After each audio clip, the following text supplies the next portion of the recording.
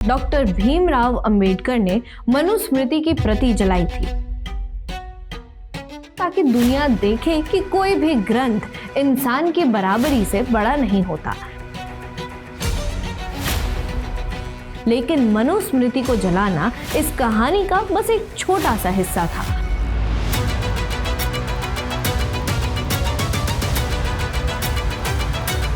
लोग अक्सर मान लेते हैं कि अंबेडकर ने मनुस्मृति को पूरी तरह ठुकरा दिया था, लेकिन सच्चाई इससे थोड़ी अलग है।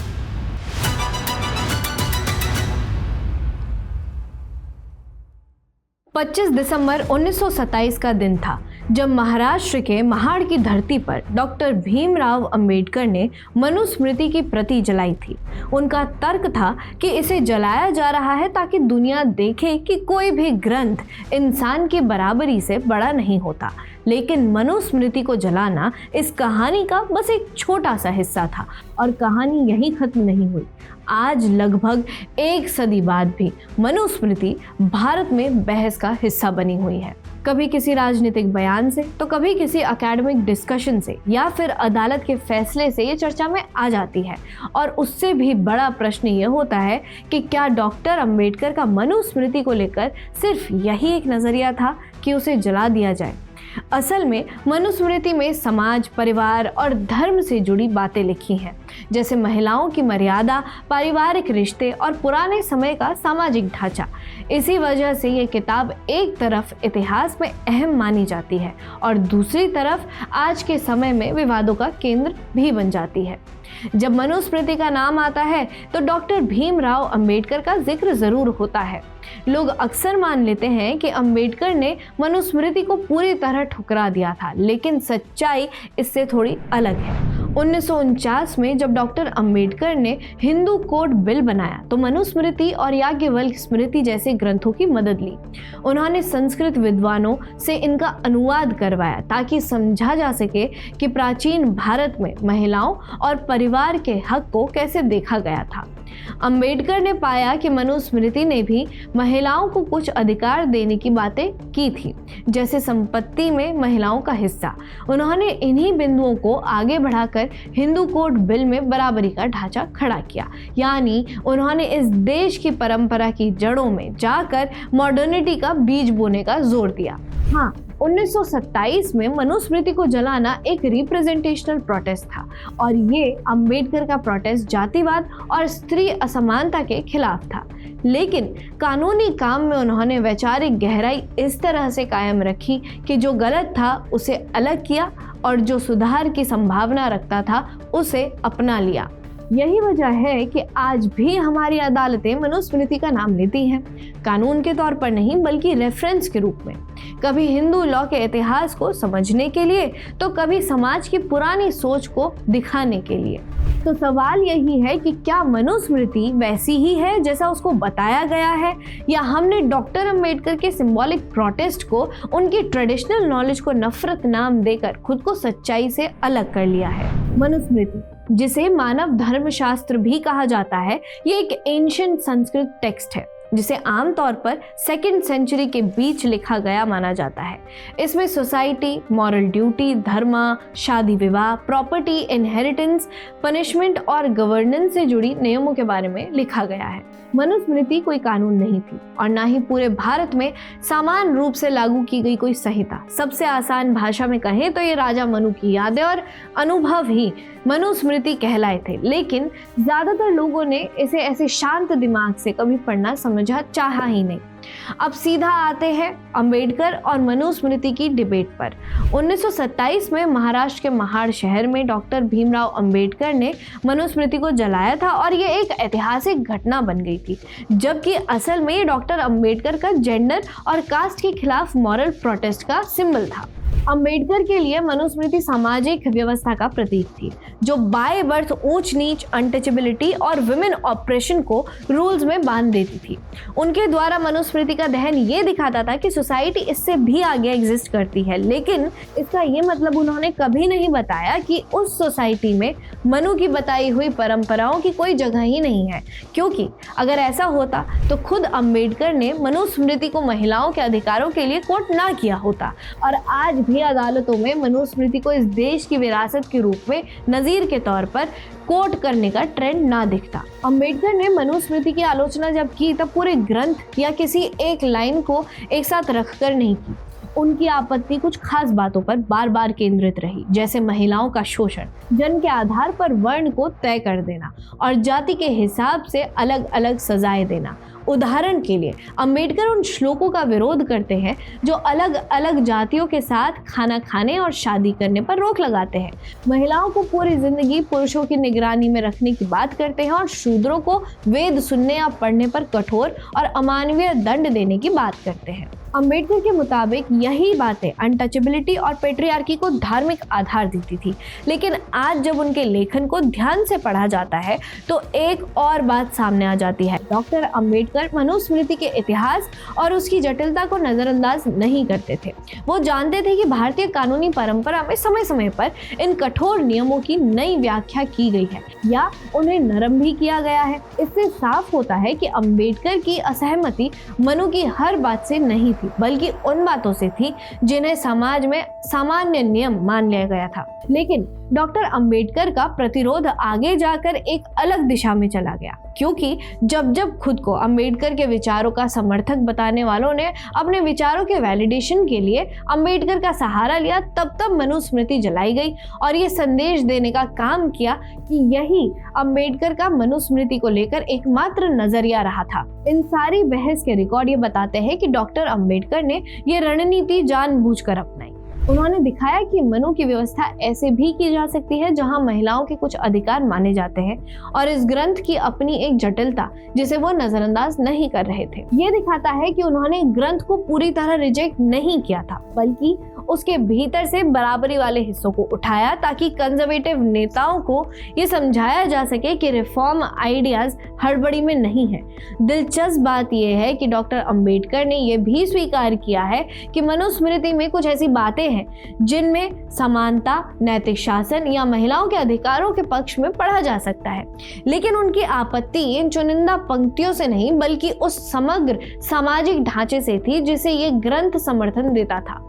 ऐसे में अगर ये मान लिया जाए कि अंबेडकर ने पूरी मनुस्मृति को पूरी तरह नकार दिया था, तो आपको उनकी ये लेजिस्लेटिव स्ट्रैटेजी समझ ही नहीं आती। असल में ये न्याय में यकीन रखने वाले एक ऐसे व्यक्ति की तस्वीर है जो हिंदू कानून की विरासत को ध्यान में रखते हुए उसी के भीतर से बराबरी के तर्क निकालता है और साथ ही उसमें व्याप्त जातिवाद की काट भी निकालता है। हिंदू लॉ ट्रेडिशंस में मनुस्मृति की भूमिका क्या है, चलिए वो देखते हैं। इस बात में कोई संदेह नहीं है कि पुराने समय में और फिर कॉलोनियल टाइम में मनुस्मृति को ही धर्मशास्त्र के स्रोत के रूप में देखा गया था, लेकिन ये समाज को चलाने के फाइनल रूल्स या लॉज नहीं थे। बाद के समय के धर्मशास्त्री विद्वान जैसे विज्ञानेश्वर ने मिताक्षरा लिखी और जीमूतवाहन ने दायभाग लिखा। दोनों ने मनुस्मृति के नियमों को पूरी तरह नहीं उठाया, बल्कि अपने समय, समाज और इलाके के हिसाब से बदल दिया। धीरे धीरे इन्हीं व्याख्याओं के जरिए हिंदू कानून बना जो पूरे भारत में अलग अलग रूप से चला। मिताक्षरा ज्यादातर जगह और दायभाग बंगाल में। यानी जो हिंदू पर्सनल लॉ बाद में अंग्रेजों की अदालतों में लागू हुआ वो सीधे मनुस्मृति नहीं था, वो तो उसकी व्याख्या, फिल्टर किया हुआ संस्करण था जो विद्वानों ने उस दौर के हिसाब से ढाला था।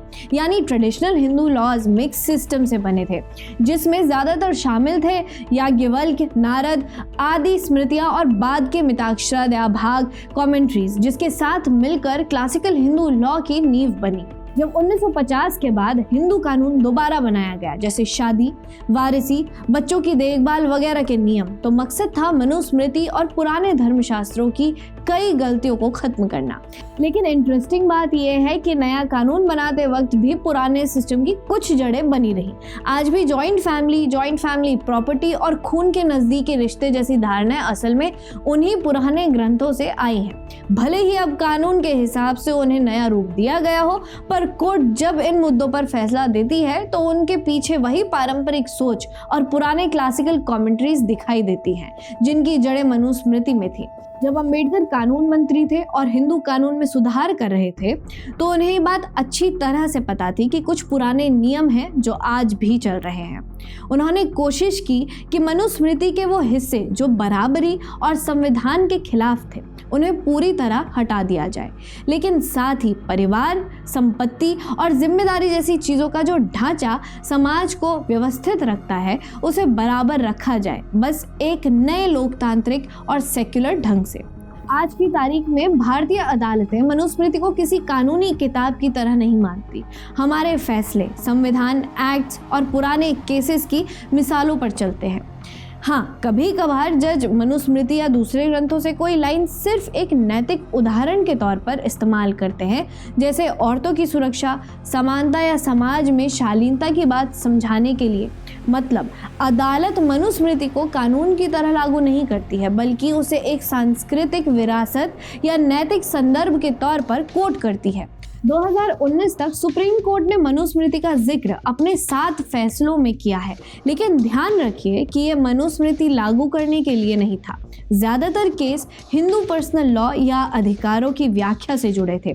जैसे एक पुराने केस विमलाबाई बनाम हीरालाल गुप्ता में कोर्ट ने रिश्तेदार की परिभाषा समझाते वक्त मनुस्मृति का हवाला दिया था, बतौर शास्त्रीय संदर्भ दिया, ना कि कानून के तौर पर। बाद में विजय नारायण वर्सेस महाराष्ट्र सरकार जैसे मामलों में भी कोर्ट ने मनुस्मृति को सिर्फ एक वैचारिक ढांचे के हिस्से के रूप में कोट किया, मतलब सिर्फ कानून समझाने के लिए श्लोक पढ़कर नहीं। 2025 में सुप्रीम कोर्ट ने एक केस में पिता द्वारा नाबालिग बेटी के साथ रेप की सजा बरकरार रखी और अपने फैसले में मनुस्मृति का जिक्र किया। जस्टिस अरविंद कुमार और संदीप मेहता की बेंच में मनुस्मृति की एक पंक्ति का हवाला देते हुए कहा कि परिवार और समाज में महिलाओं की मर्यादा और सुरक्षा कितनी ज़रूरी है। कोर्ट ने इसे कॉन्स्टिट्यूशनल विजन से जोड़ा कि औरतों और बच्चों की गरिमा किसी हालत में समझौते वाली नहीं हो सकती है। अब एक दूसरा केस देखिए। सुप्रीम कोर्ट ने श्री कृष्ण सिंह बनाम मथुरा अहीर 1980 केस में कहा था कि हिंदू पर्सनल लॉ के मामलों में जजों को उन्हीं रिकॉग्नाइज्ड एंड अथॉरिटेटिव सोर्सेज यानी स्मृतियों और कमेंट्रीज का सहारा लेना चाहिए जब तक कोई कानून या परंपरा उन्हें बदल ना दे। यानी मनुस्मृति जैसी किताबें अब भी कानूनी परंपरा का हिस्सा मानी जाती हैं, भले ही सीधे उन्हें कोट ना किया गया हो। इससे साफ होता है कि कोर्ट मनु और दूसरी स्मृतियों को हिंदू कानून की बुनियादी कड़ी मानता है, लेकिन हमेशा संविधान और आधुनिक कानून की लिमिट्स के भीतर रख के। हाई कोर्ट सुप्रीम कोर्ट की तुलना में मनुस्मृति का जिक्र ज्यादातर विस्तार में करती रही है, खासकर परिवार की देखभाल और भरण पोषण से जुड़े मामलों में।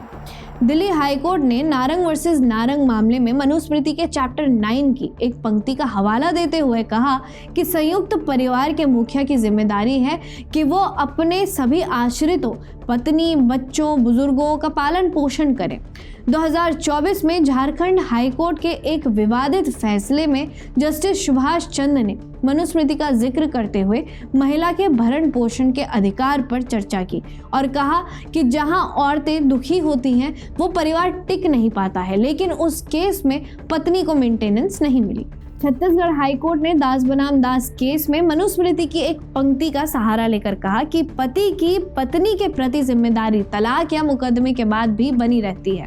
यानी अदालतें कभी कभी मनुस्मृति से ऐसे नैतिक विचार चुन लेती है जो आज के परिवार, न्याय और बराबरी के सिद्धांतों के साथ मेल खाते हैं। कुछ हाईकोर्ट के फैसलों और बयानों में मनुस्मृति को सीधे पवित्र ग्रंथ या हमारे शास्त्र कहा गया है।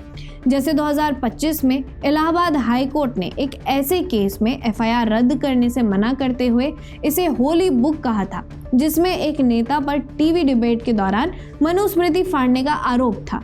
हालांकि फैसला तकनीकी तौर पर क्रिमिनल प्रोसीजर पर था, लेकिन इस होली बुक शब्द ने मनुस्मृति की सिंबॉलिक स्टेटस को ऊंचा बना दिया था।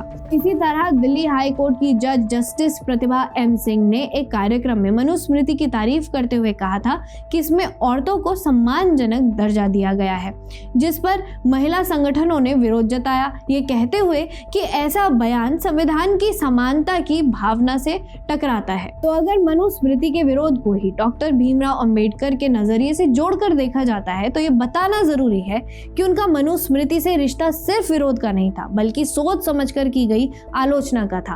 उन्होंने माना कि मनुस्मृति में कुछ ऐसे हिस्से हैं जिनसे कानून और समाज की रूपरेखा समझी जा सकती है, लेकिन उन्होंने उसी के उन भागों का विरोध किया जो औरतों और पिछड़ी जातियों के साथ भेदभाव को सही ठहराते थे।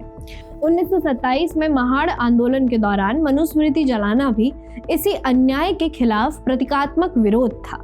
बाद में हिंदू कोड बिल पर बहस के दौरान अंबेडकर ने महिलाओं के संपत्ति अधिकारों जैसे सुधारवादी विचारों का सहारा लिया। मतलब उन्होंने ग्रंथ को पूरी तरह ठुकराया नहीं था, बल्कि उसमें से बराबरी वाले प्रोग्रेसिव हिस्से चुने थे। और जैसा कि मैंने आपको बताया कि आज भी सुप्रीम कोर्ट और हाई कोर्ट कभी कभी मनुस्मृति की पंक्तियां कोट करते हैं, जैसे परिवार की जिम्मेदारी, महिलाओं की गरिमा या यौन अपराधों की निंदा पर। लेकिन कोर्ट ऐसा सिर्फ नैतिक संदर्भ के रूप में करती है, ना कि मनुस्मृति को ही कानून मानकर। हमें ये समझने की जरूरत है कि मनुस्मृति अब अदालतों में कानून नहीं, बल्कि इतिहास और संस्कृति का हिस्सा है, जिसे संविधान की बराबरी और न्याय की भावना के तहत दोबारा परिभाषित किया गया है। तो अगर मनु की कोई लेगेसी आज दिखती है तो वो सिर्फ एक हिस्टोरिकल रेफरेंस के रूप में है, किसी कानून के तौर पर नहीं। कभी कभी अदालत इसका जिक्र करती है, उसकी वजह है हिंदू लॉ हिस्टोरिकल डेवलपमेंट को समझाने के लिए, पुराने सोशल कॉन्टेक्स्ट दिखाने के लिए, या किसी एकेडमिक या सोशियोलॉजिकल कमेंट्री के संदर्भ में। हाँ, ये याद रखना जरूरी है कि कुछ हाई कोर्ट्स ने इसे होली बुक या स्क्रिप्चर भी कहा है, जिस पर बहस भी हुई है। लेकिन सुप्रीम कोर्ट बार बार कह चुका है कि कॉन्स्टिट्यूशनल मोरालिटी हमेशा रिलीजियस टेक्स्ट से ऊपर है। तो जो लोग ये आग भड़काते हैं कि डॉक्टर अंबेडकर ने मनुस्मृति को जलाया और उसे मिटाने का प्रयास किया, तो ऐसा नहीं हुआ था।